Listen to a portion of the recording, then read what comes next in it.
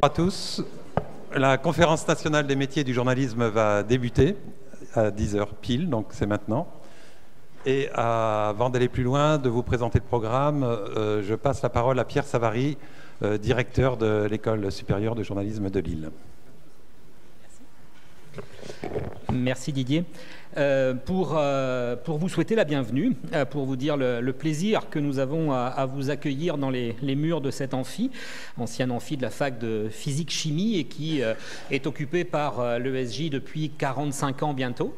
Et c'est vraiment pour nous un plaisir d'accueillir une nouvelle édition de la CNMJ dans ces murs pour pouvoir provoquer des échanges, des dialogues, pour partager sur le journalisme entre ceux qui vivent le journalisme, ceux qui cherchent sur le journalisme, ceux qui l'enseignent.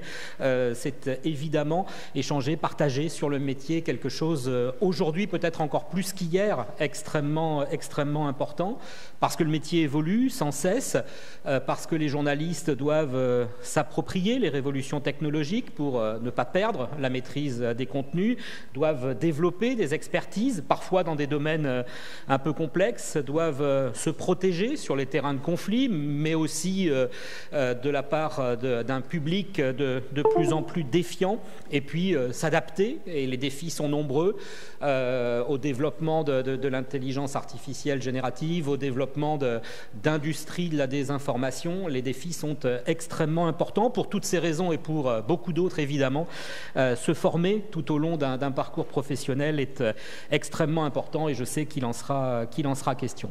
Merci de vous être déplacé jusqu'à Lille. Pour certains, c'était pas très loin, mais j'en vois qui viennent de beaucoup plus loin, de Cannes, de Bordeaux et d'ailleurs. Et voilà, ravi de vous accueillir en terre lilloise. Vous savez que cette édition de la CNMJ arrive dans un contexte que je vais qualifier d'un peu solennel et festif pour notre école, puisque l'ESJ fête en 2024 son 100e anniversaire, le premier mardi de novembre 2024 très exactement.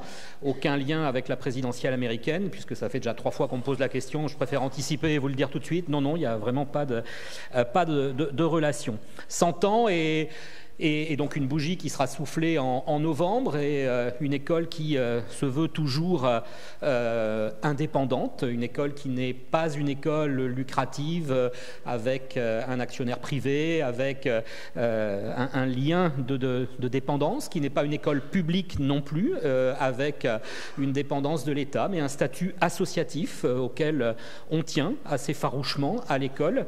On est reconnu comme un établissement d'enseignement supérieur privé d'intérêt général par l'État, ce qui, comme une 60aine d'établissements, tous secteurs confondus en France, et ce qui est un témoignage à la fois de notre non-lucrativité et de notre complémentarité avec le service public de l'enseignement.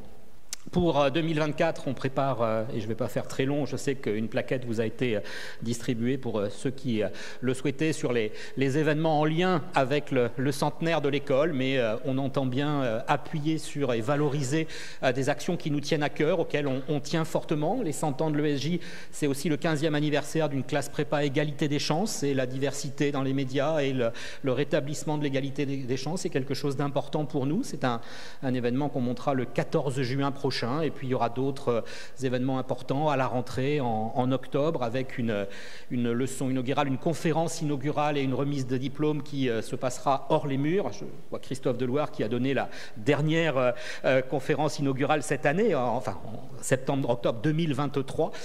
Celle de 2024, Christophe, aura lieu à l'extérieur des murs pour un moment encore un peu plus solennel que l'on veut mettre en place, et une soirée des alumni. Et je vous ai dit l'importance qu'avaient les anciens dans l'école, qui devrait regrouper un petit millier de personnes au mois de novembre sur un week-end assez important pour nous, assez festif, dans lequel il y aura un salon du livre par exemple qui se tiendra aussi à l'intérieur de ces murs, mais il y aura d'autres occasions d'en parler si vous le souhaitez. Je vous souhaite à toutes et à tous une excellente journée. Merci beaucoup.